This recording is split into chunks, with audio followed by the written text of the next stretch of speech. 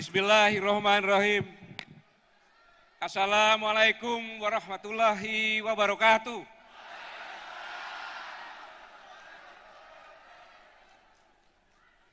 Selamat siang, salam sejahtera, shalom, om swastiastu. Yang terhormat dan saya banggakan, Jenderal TNI Purnawirawan Prabowo Subianto, yang saya hormati,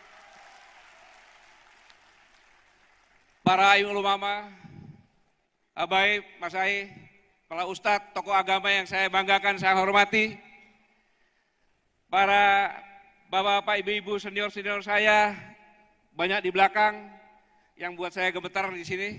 Mohon maaf saya bicara di depan. Saudara-saudara sekalian, Bapak Ibu, saudara-saudara saya sebangsa setanah air yang saya sangat hormati, saya banggakan. Syukur alhamdulillahirabbil alamin. Alhamdulillahirabbil alamin. Alhamdulillahirabbil alamin. Kata-kata ini yang pantas saya panjatkan kehadirat Allah Subhanahu wa taala. Karena saya bisa berdiri di sini di hadapan para pejuang, para kesatria, para patriot Indonesia.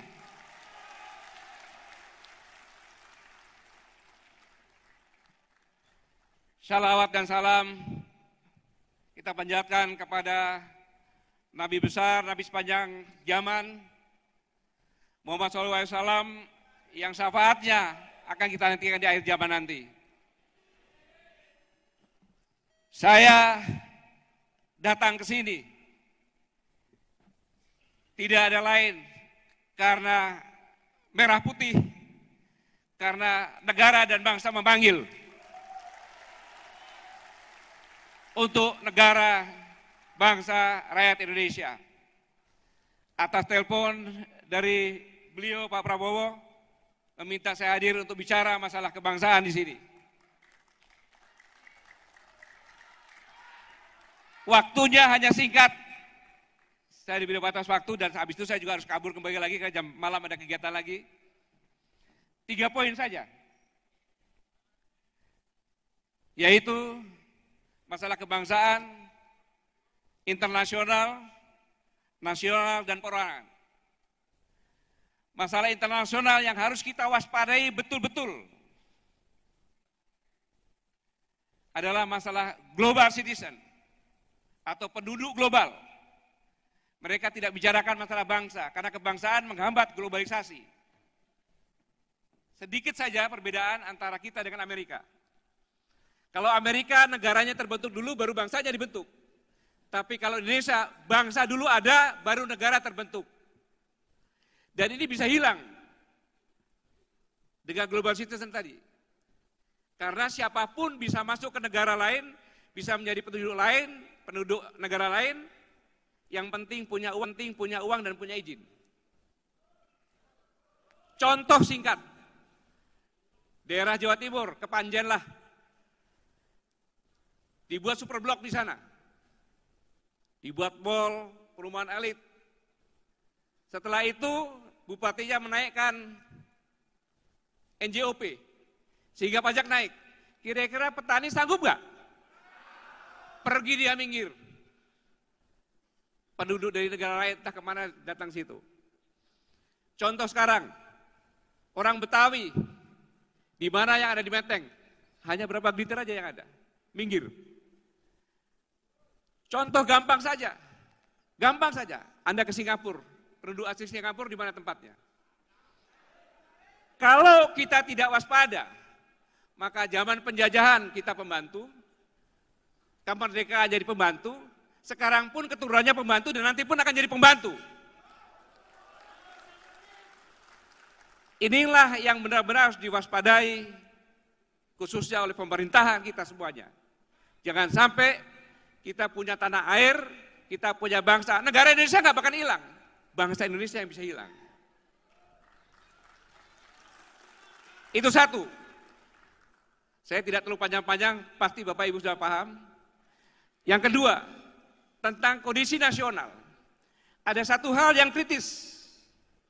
Bahwa kekuatan inti bangsa Indonesia itu adalah bersatunya TNI dan rakyat. Kalau TNI-nya kuat, rakyatnya kuat, negara manapun tidak akan bisa. Sudah terbukti. Di kota ini sudah terbukti. Pada saat TNI masih bayi, berumur berapa bulan, tiba-tiba sekutu akan menyerang dan mendarat di sini. Karena rakyatnya, TNI-nya bersatu, maka senjata termodern kalah dengan bambu runcing di tempat ini. Saat ini yang kritis adalah mulai dari segi anggaran. Saya tidak menyalahkan siapapun juga, tapi ini saya perlu informasikan karena saya mantan Panglima TNI agar rakyat bersatu jangan terpecah-pecah. Bahwa dari segi anggaran, pada saat saya menjabat Panglima TNI, saya sudah berusaha sekuat mungkin tapi saya tidak berdaya. APBNP, TNI, yaitu Departemen Pertahanan, Mabes TNI, Angkatan Darat, Angkatan Laut, Angkatan Udara, jumlah personilnya lebih dari 455.000, mempunyai ratusan pesawat terbang tempur, mempunyai ratusan kapal perang, ribuan tank, dan senjata berat. Anggarannya hanya 6 triliun lebih. Sehingga Departemen Pertahanan dapat 1 triliun, Angkatan Darat 1 triliun lebih, AL 1 tahun lebih, Angkatan Udara 1 triliun lebih, dan Mabes TNI 900 miliar. Tetapi ada institusi yang tidak punya pesawat tempur, senjatanya pendek, dan ada senjata panjang sedikit saja. Dan jumlah personilnya tidak sampai 3.000, tetapi anggarannya 4 triliun.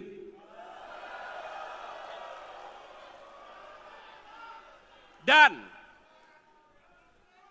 Kepolisian Republik Indonesia 17 triliun. Tidak ada yang salah, semuanya benar-benar saja. Tetapi ini adalah dari segi anggaran mengecilkan Tentara Nasional Indonesia. Selanjutnya, yang paling penting bagi tentara adalah moralitas dan semangat juangnya. Ini pun dipaprasin. Begitu saya turun, maka semua yang terbaik dicabut. Kepala Badan Intelijen Strategis, Majen TNI Ilyas, dialah yang menyelesaikan Poso. Silakan diskusi dengan siapapun, siapa yang menyelesaikan Poso. Tetapi dicopot, sampai dengan sekarang tanpa jabatan. Termasuk Direktur A, Komandan Satuan Tugas Intelijen yang membongkar senjata, sekarang pun copot tanpa jabatan. Investasi sumber daya manusia di TNI itu adalah jabatan-jabatan tersebut. Panglima Divisi Infanteri 1, Panglima Divisi Infanteri 2, dicopot sampai dengan sekarang tanpa jabatan. Komandan Jenderal Kopassus, masuk Pangdam 13 Merdeka, dicopot sampai sekarang tidak ada jabatan.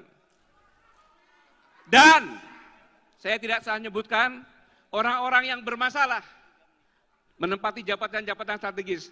Yang paling penting adalah setiap prajurit bertanya, apa tolak ukur keberhasilan? Padahal prajurit bukan itu yang dicari. Tidak bisa menghadirkan TNI dengan cara itu. Karena setiap prajurit TNI, termasuk punawirawan yang ada di sini, dalam hati nuraninya, dalam pikirannya, bukan mencari harta dan jabatan.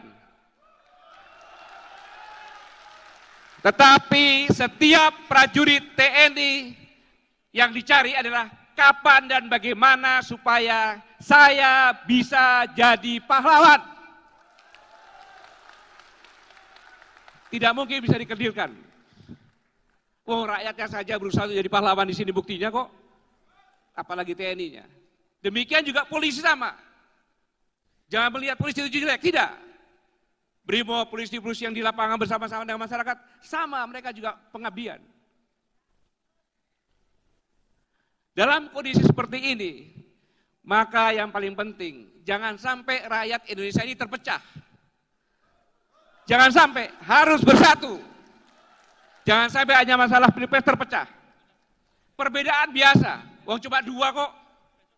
Satu keluarga aja beda-beda. Cuma yang paling penting, jangan mempertajam.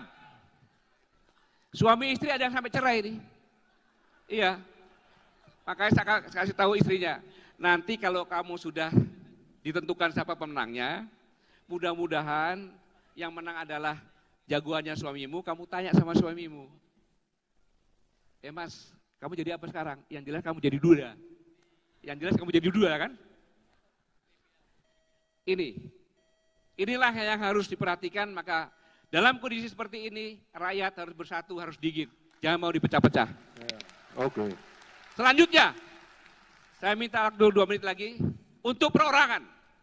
Untuk perorangan, ada sebuah hikayat. Pada saat Nabi Ibrahim dibakar oleh Raja Namrud, ada burung pipit terbang, menyiram air 2 tetes, 1 tetes, bolak-balik. Cicak tertawa, hahaha burung pipit, kamu hanya meneteskan air, mana bisa memadamkan api yang berkobar begitu besar. Burung pipit menjawab, wahai cicak, aku sadar bahwa aku tidak bisa memadamkan api yang besar ini. Tetapi aku takut, aku sangat takut apabila aku melihat makhluk kesayangan Allah dijolimi dan aku tidak berbuat apa-apa.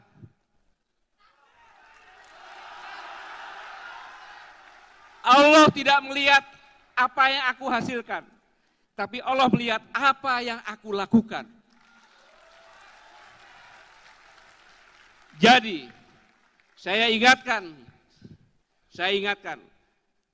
satu suara milik siapapun juga, pertanggungjawaban kepada Allah Subhanahu wa Ta'ala. Jangan disia-siakan. Allah tidak melihat, walaupun satu suara tidak merubah takdir, tetapi Allah melihat apa niat Anda semuanya untuk memilih.